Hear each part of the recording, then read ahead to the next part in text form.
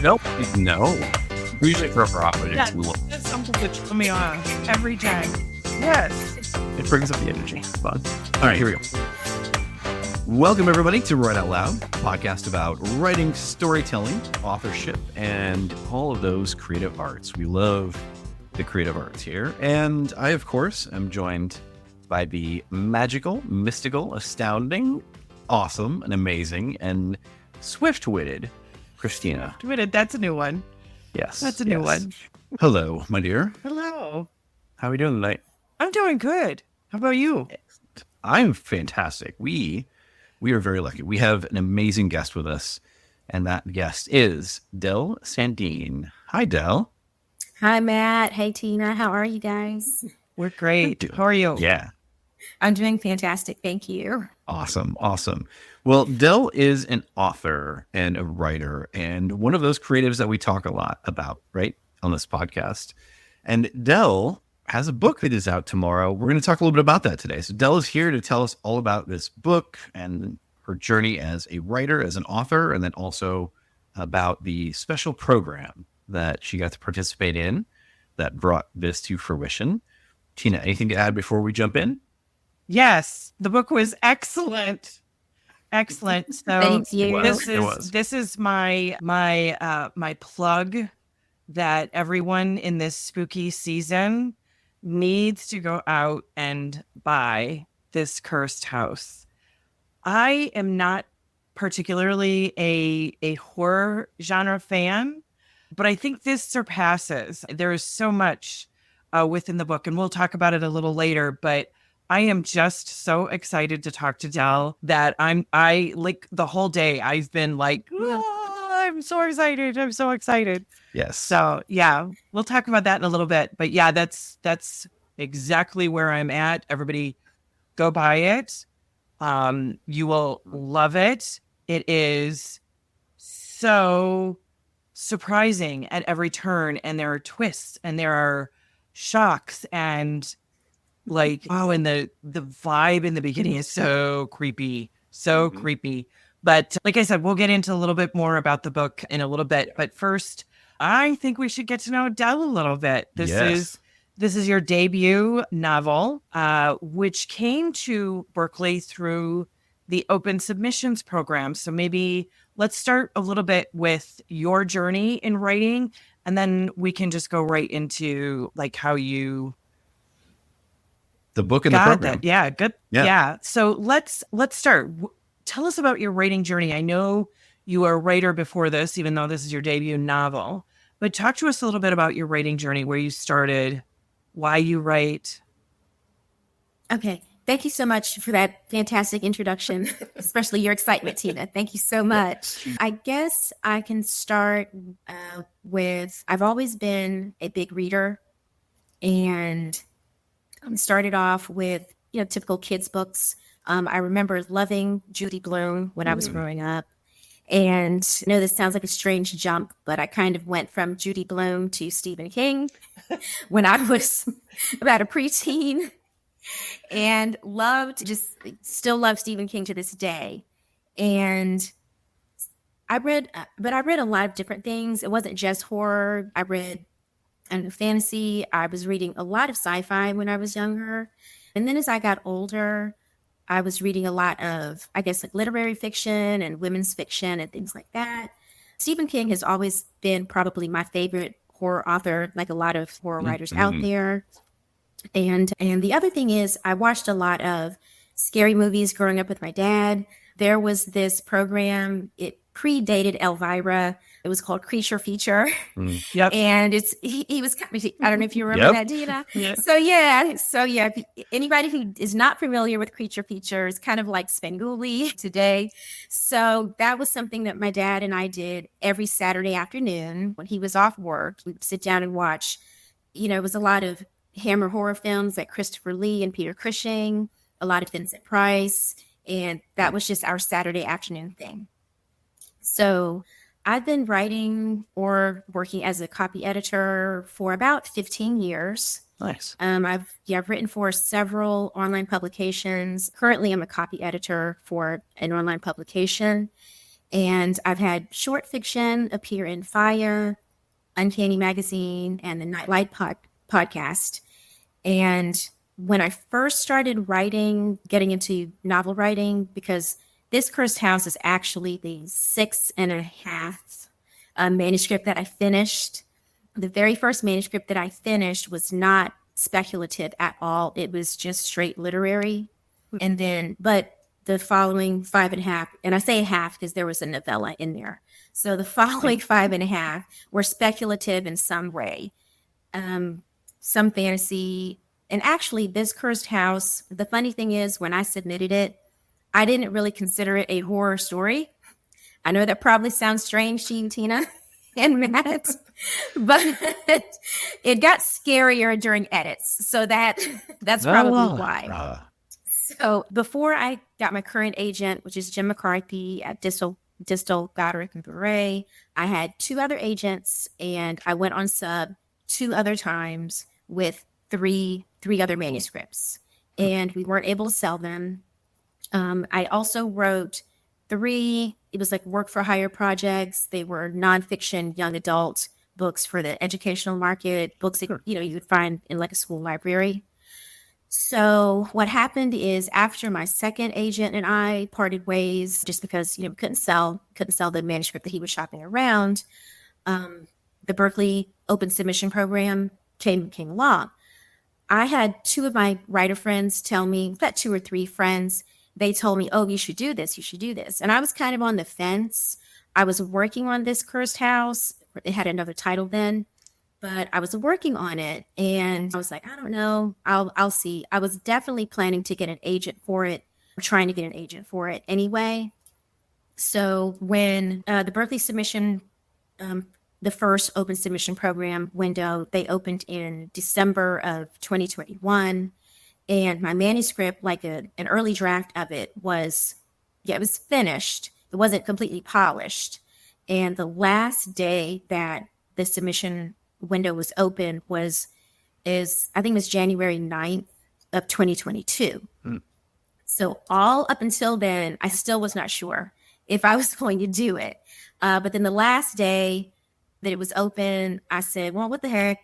I have nothing to lose. It's free to submit. The worst that can happen is they say no. Mm-hmm. So I just went ahead and did what my friends suggested, and I submitted. And I wasn't expecting anything. I really wasn't. I just continued working on the draft, trying to make it better, and trying to decide which agents I was going to query whenever that time came. Oh, and I wanted to say, funnily enough, I just listened this morning to Tom Colgan, the interview you all did with him from Berkeley. Yes. So that was nice hearing from the publisher's side. Yep. So I submitted in January, and I kept working on the draft to polish it up. And at the end of March, I got an email from Ann Sowards, an editor at Berkeley. And she emailed me and said that, because we only submitted, I can't remember if it was 10 pages. I believe it was 10 pages and a synopsis. So then she asked to see the rest of the manuscript. And that was the end of March 2022. So I was pretty surprised, but I was still not expecting much. And a few weeks later, she emailed again, and she said that she really liked the premise. She didn't quite feel that the plot was quite there yet, and she wanted to talk to me on the phone. So at this point, I had already started querying some agents, and I let them all know what was going on. So Anne and I talked. It was April or May no, it was in April. Oh, so she told me some things that she would like me to work on to improve the manuscript. There was one major plot point that she suggested that I change. So what happened was, after I talked to her, I started working on a new outline, because I was willing to make the changes. None of the changes weren't any changes that I disagreed with. Mhm. And I felt like, well, if these changes can make the book better, make the book stronger, that's fine. That's great. So in the meantime, one of the agents got back to me. She had read the whole manuscript and she wanted to talk. So I talked to agent number one. She made an offer. And then the next day was when I heard from Jim. And Jim also said he wanted to talk. So then I got another offer, Oh, boy. from Jim. And then soon after that, I ended up with 4 offers from 4 different agents. So after Wow. Jim, I talked to agent 3 and number 4. And the funny thing was, none of the agents suggested the change that Anne was asking for. So interesting. when it was very interesting. So when I finally decided, to go with Jim, who I've been extremely happy with, he and I discussed the change, and he said it was really up to me. So obviously I can't reveal the plot point, Yeah, here. yeah. It's a major one. But he and I agreed that we would keep that particular point as it was, but I still was going to revise, do some revisions to make the book and the plot stronger. So Jim let Anne know that I was going to revise. So we weren't doing exactly the one thing that she asked about, but she said she would still like to see it. And she did ask for a 1-week exclusive when I was finished revising. Nice. Yeah. So I finished revising at the end of summer 2022, and we sent it to Berkeley for the 1-week exclusive. And Anne got back to us and said they wanted to make an offer. So that was what happened. Yeah, That's that's amazing. that's absolutely Thank you. amazing. There Yep. is so much to unpack in what you just said. So I'm going to take it little by little. And actually, it's not surprising to me that you went from Judy Blume to Stephen King. And it's not for the reasons you think.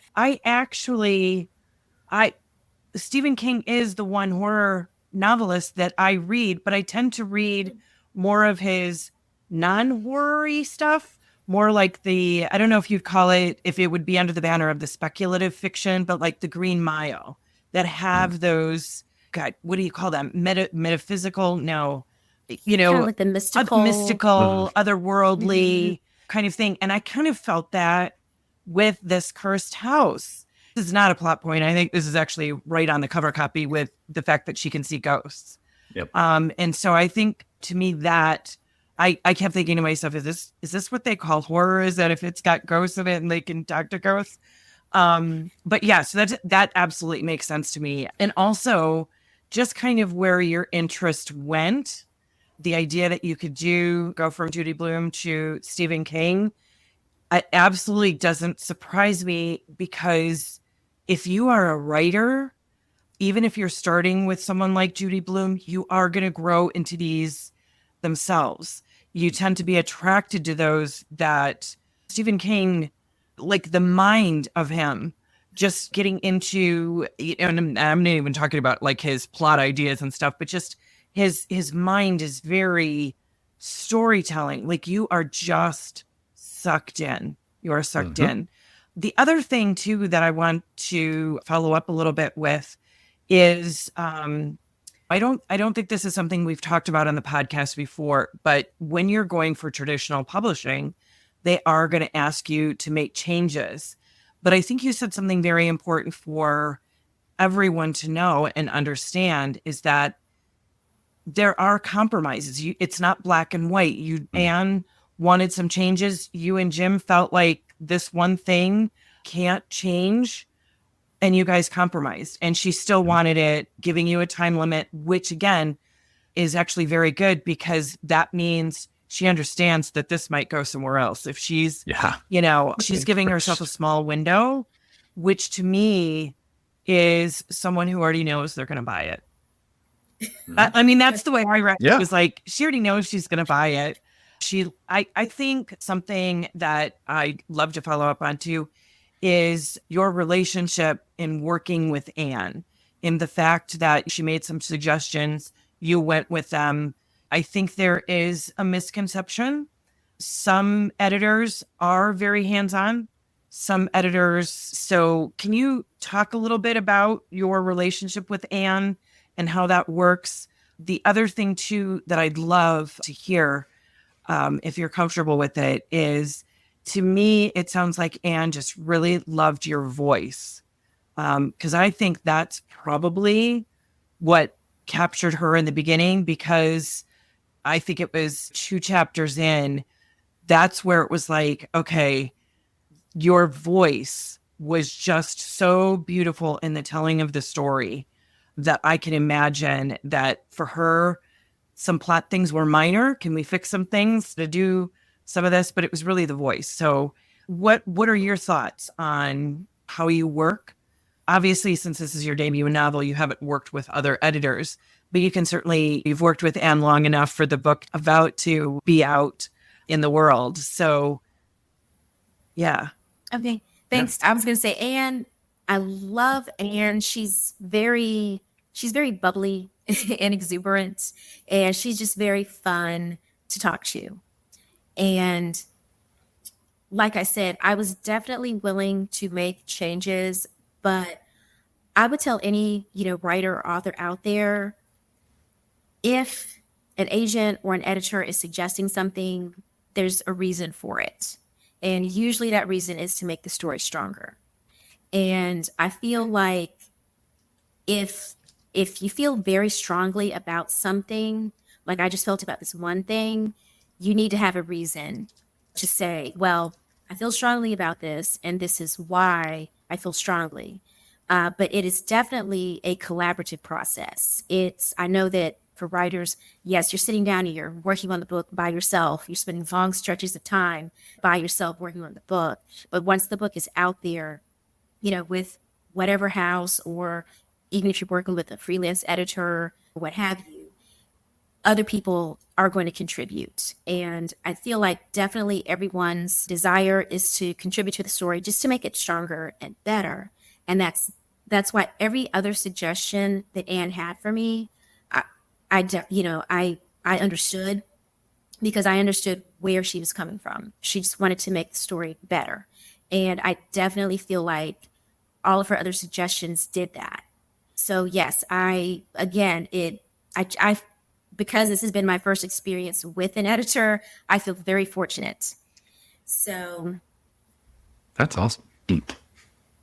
You knew well enough that, yeah, okay, she's making some suggestions for that change, but also in turn that you were strong enough to know that this one thing couldn't change. Like, I think so. To kind of take it to the next step, right? And we talked about really your inspirations. I know you talked about kind of your journey growing up as a reader and a lot of the authors that you've read, but what were some of the authors?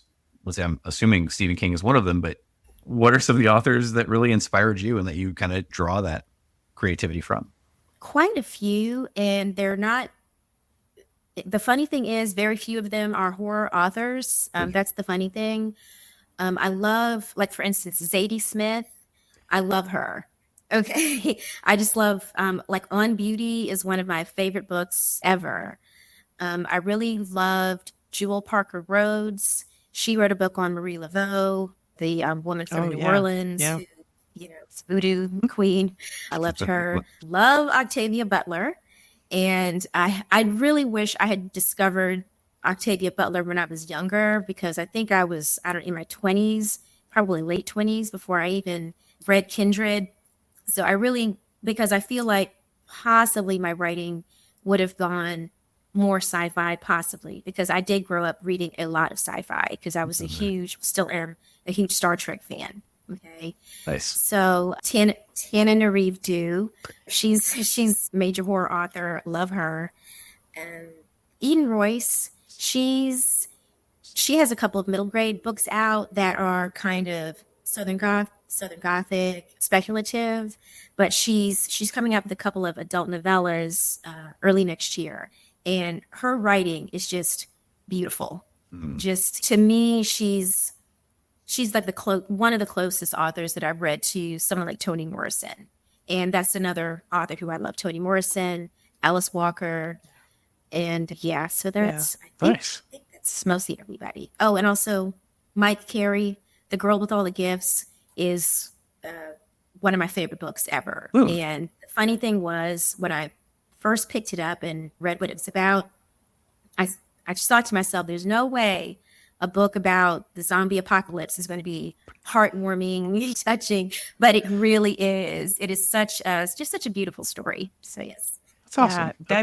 That is like, again, when you talked about Judy Blume, Stephen King, the list you just gave is like, oh my gosh, yes. And like you had said, Octavia Butler, she is one who has been on my radar since I watched The OA. It's a show on Netflix. If you have not seen it, I highly recommend it. But they don't talk about her until season 2. But the way that they wove her into the story, and correct me if I'm wrong, I think it's called Parable of the Sower. That's correct. Okay.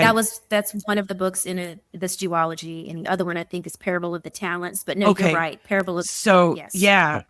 So you just talking about that, like, okay, I've got to read those books. And I didn't know it was a part of a duo. So now I'm gonna have to look them up and figure out which way to go. So but again, knowing what I know of the OA and how it wove it into the story, your background, reading the book, it all makes sense. It all makes sense. That's so fantastic. So I think I would love for you to talk about this cursed house. Again, this is spoiler free. Don't worry, we're not going to reveal anything, because that's the gift of the book, is all these twists and turns and things. But tell us a little bit about it. And also, if you could, one of the things as I was reading it was I just really wanted to know where this came from. What made you set it in the time that you did? Like, to me, when I was reading it, I kept thinking, oh, I really need to know some background. I need to know where her mind put all of this stuff together. Yeah. Okay. Tell us all the things. Okay. So, this cursed house is a Southern Gothic horror set in the early 60s in the United States. The main character, the protagonist, Gemma Barker, she moves from Chicago to New Orleans for a job offer with a mysterious family, the Duchons. And Gemma, I guess the elevator pitch for the book is Gemma Barker, she's run from her ability to see ghosts her entire life, but she has to use that gift to save a cursed family or else suffer their same fate. So once Gemma lands in New Orleans, and it's a complete upheaval for her. She has reasons to be leaving Chicago. And once she gets there, it's not just the weather, the environment, but it's also because she's coming from the North, where racism was sometimes not as obvious. She's going to the South, where the racism is not subtle at all. And so there's a lot of adjustment for her. However, the ghosts have followed her from up north down south. So she's working for this family, the Duchons. And because Gemma, she's a young Black woman, she soon discovers that the Duchons are also a Black family, but they look very different from her, because when she first sees them, they're so light and their hair is, straight. For the most part, she assumes they're white. So that's another shock that she has to get used to. So over the course of the story, Gemma finds out information about the family that the family is not very forthcoming with, but she eventually finds out that her eventual fate is very closely tied to theirs if she doesn't figure out how to break the curse. So I the funny thing is the idea for the story, unlike pretty much any other story that I started, I actually had to go search for this idea because it didn't come to me like when I was on a walk or cooking dinner or watching TV. I had just finished a project and I just asked myself, well, what do I want to work on next? So the first thing that came to me was cursed family. So I wanted to write about a cursed family. And I guess little by little, bits and pieces came, from other things. Eve's Bayou is one of my favorite movies ever. And that's one of the main reasons that the story is set in New Orleans. New Orleans is I think most people agree, it's a pretty haunted city. Yeah. People mad. It definitely has that vibe. Yep. So, and one of the reasons I wanted to set the story, my story in the early 60s is because that was also the time period for Eve's Bayou. But another reason is because I wanted to put as many obstacles as I could in Gemma's way. And I felt like setting the book in the early 60s, where she has to not only deal with the colorism from the family, but the racism from outside, that was yet another obstacle that she would have to deal with. And I'm not saying that racism does not exist anymore, but obviously there's no more, Jim Crow train cars and water fountains and things like that. Yeah. So, and the other thing was, I think a lot of, African Americans are familiar with the concept of colorism, whether they're on one side or another. My paternal grandmother, there was a story in our family, because on my dad's side of the family, they're very brown-skinned people. So my grandmother, she was born in 1925. Obviously, she grew up down south, so she's going to a segregated school where all the other students are Black. And when she was, probably like a young teenager, the girls were getting ready to learn how to sew. And that was something my grandmother really wanted to do. She wanted to learn how to use a sewing machine. And the teacher of that class, she was similar to the Duchamps, I guess. She was very, very light-skinned. And it became very apparent that she favored the girls who were also light-skinned. So because it was a school in the rural South and everyone did not have a machine, they had to share. Unfortunately, instead of letting the girls take turns, the teacher only let the lighter-skinned girls use the sewing machines. So the darker-skinned girls and my grandmother, they just had to sit by and watch. And so she never got to learn.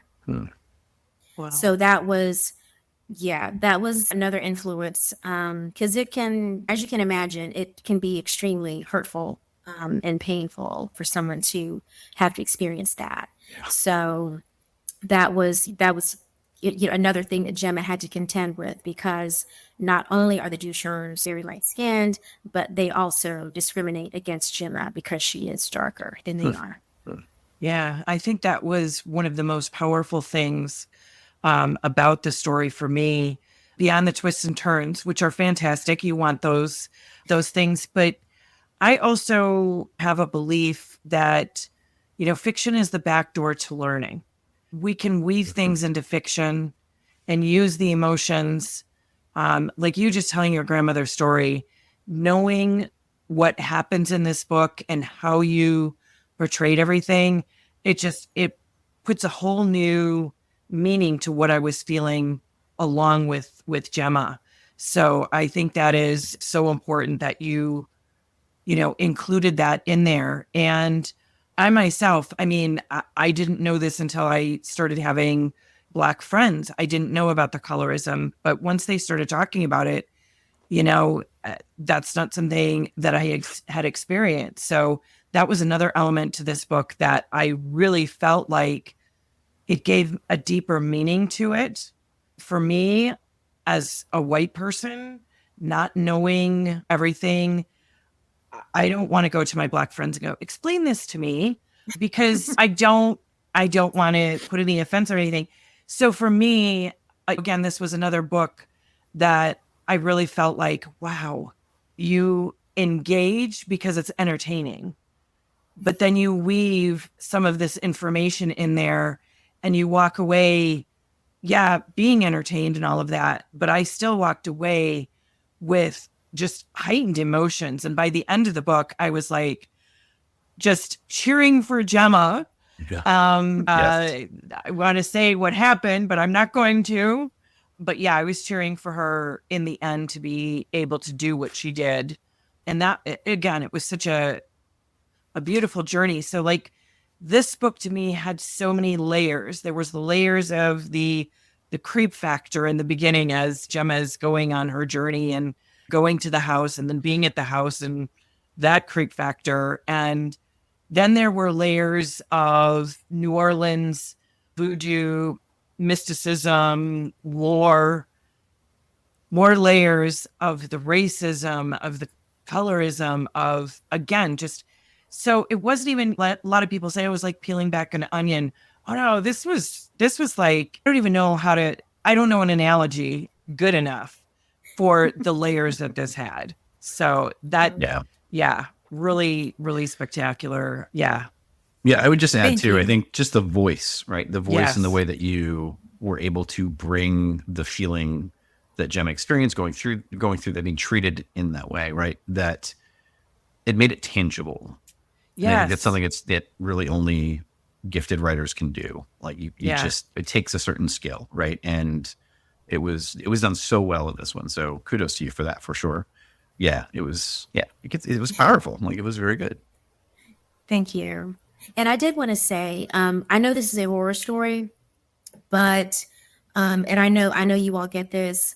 There were also, I didn't just want it to be all scary all the time. Yeah. So, it's also about forgiveness and acceptance, because that was one thing that, especially acceptance, that was definitely a concept that Gemma struggled with throughout the book. Yes. So I know that sometimes people ask, well, who are you writing this book for? And I definitely feel like, it's not just for horror fans. No. It's for anyone who has ever felt marginalized or has had a problem or had an issue accepting themselves as they are for whatever reason. Yeah. Yep. Super important. And in fact, I think that's exactly where, like when you said Stephen King, again, I made that connection because he's been able to do that with some of his books where they are so much more than just this piece of entertainment. He has meaning. He reaches beyond the horror genre. So I agree with you on that. This Cursed House. And in fact, here's the double-edged sword, because I used to work inside the publishing industry at Borders, their home office, in the marketing department. So I understand that all books have to be put in categories, but there are some that just are different. Mm-hmm. They encompass so much more than just the one or two labels that a bookstore can put on it, a publisher can put on it. Publishers do that because bookstores have to categorize them. Libraries have to categorize them. Retailers have to be able to tell the consumers what it's kind of about. So, but that's why a book like yours Berkeley gave it a fantastic cover. And the idea that, so it was actually Aaron Galloway who first talked about your book that sparked Matt and I, and we're like, okay, so this open submission thing is very interesting. We can do a podcast about that. We can do a podcast with Dell. Like we had this whole thing after Aaron started talking about it. So that's why it's super important to have that backing from your publisher, because I hope everybody picks up this book just for one reason or another that sparked from this conversation, because it's phenomenal. And unfortunately, I think this is why I'm being so enthusiastic about it. It's probably not something I would have picked up because it's not normally my typical read. And so that's why I'm saying it this way, in that it just goes beyond. It goes beyond what you think it's about. Yeah, I align with your journey around different authors for a different reason. Like I bounced around a bunch of different genres just because I was bored with one genre and I just moved to the next one or whatever. But I think for this one, it is always a delight when you find a book that you didn't expect, right? I'm not going to say didn't expect to like it. I think just didn't expect the book, right? Like you didn't expect to encounter it and just be like blown away by it. I mean, it really, really is fantastic. So yeah, I wholeheartedly agree. And thank you, Bear. So the question I have for you is, every author has kind of their favorite part, or their favorite. It's like their little baby inside the bigger baby, right? That's like, this is, I just love this part so much. What is that in this cursed house for you, and why? Okay, it was kind of hard for me to decide. And there's one, but it would give something away. So I definitely cannot talk about that one. Sure. But I think one of my favorite bits was the party scene, the big party that comes toward the end. And I think it's because anytime you go to a party, whether it's just, I don't know, 10 people there or 50 people there, or 100, I do believe, especially how writers, a lot of times we just like to people watch because it's interesting. Yes. You know, so when you're at a party, it's almost like looking at a little microcosm of society, because you'll see some people over here, like they're being very quiet, and reserved. And then as the night goes on, you might see someone dancing on a table with a lampshade on their head. And like I've been at parties where, kind of this quiet ones where some people are playing cards, some people are watching television. But then this one party, it was like that. And then two people started playing slap fight. And yes, slap fight never ends well. Never. No. And that's exactly what happened here. Someone got hit too hard and then a fight started. It was like everything was so quiet and nice and peaceful. And you two had to play slap fight. So, and I've definitely been to other parties where it was loud from the get-go. But it's just interesting watching people. So the big party scene in this cursed house, it was, for me, I just enjoyed writing it because you got the drunk woman who's rude. You have the other people over here gossiping, other people who just are oblivious. And that's really how, I don't know, like how a lot of gatherings tend to be. Yep. So that was fun for me. That's awesome. It was just like any extra weirdness I can throw in there was fun. Yeah. So my big question is, what's next for you? What are you working on? Anything? What's happening? Okay. Yes, I am working on my next horror novel with Berkeley. So I feel very fortunate. And I can't say too much about it, but I will say I think it's more The Haunting of Hill House by Shirley Jackson, because it focuses more on a house. Gotcha. So, okay. Yes. All right. So that's what I'm working on now, and I'm very excited about it. Super intriguing. Awesome. Well, I will definitely be in. I think you are now one of my, I don't even need to look at the dust jacket back cover. Like, okay, I'm in for the ride. I am in for the ride. Yes. Great. Yes. Oh, amazing.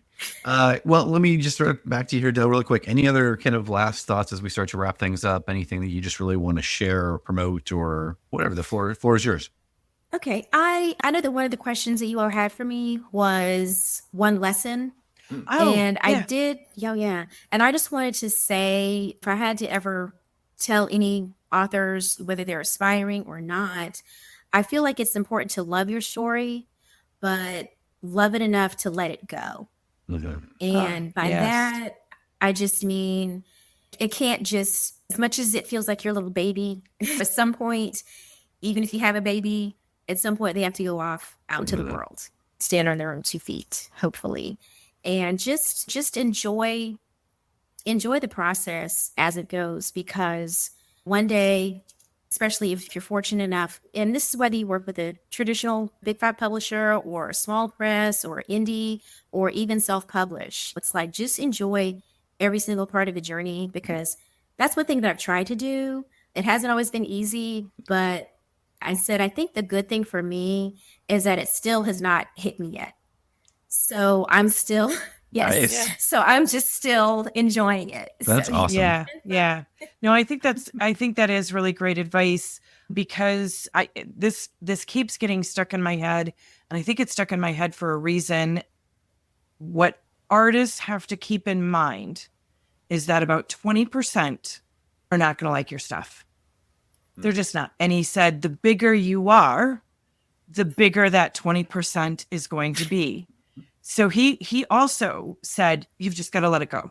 It might be your baby, but just let it go. Because the idea that you're focused on that 20%, you're missing the other 80% that are loving it, enjoying it, talking about it. But yeah, I think that's great advice, letting it go, because you're putting it out in the world and it's still yours, but it now belongs to other people too. So yeah, that's a great lesson to learn. Amazing. Well, listen, Del, we are absolutely delighted that you joined us. This has been an absolute treat, as your novel was a complete treat.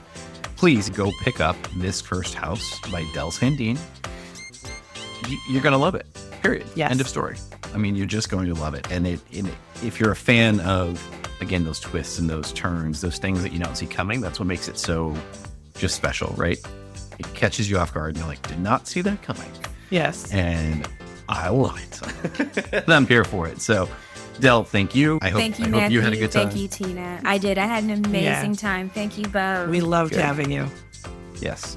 And when the next project is out, you're welcome to come back. So we'd love to have you please again. do. I would love to. Awesome. All right. Well, that's going to wrap it up for us. Thanks again to Del Sandeen and, of course, Berkeley Publishing as well. And This Cursed House is on shelves tomorrow. Buy it wherever you get your books. So go get the book. Thank you. Thank you so much for listening. Have a wonderful day. Hey, thanks so much for listening to the podcast. We really hope that you're enjoying every bit of it, but we would love to hear your feedback. Drop us an email either to matt@writeoutloudpod.com or christina@bookmatchmaker.com. We would love to hear your thoughts. What's working, what's not working, and what do you want to hear more of? Thanks so much. We really appreciate it.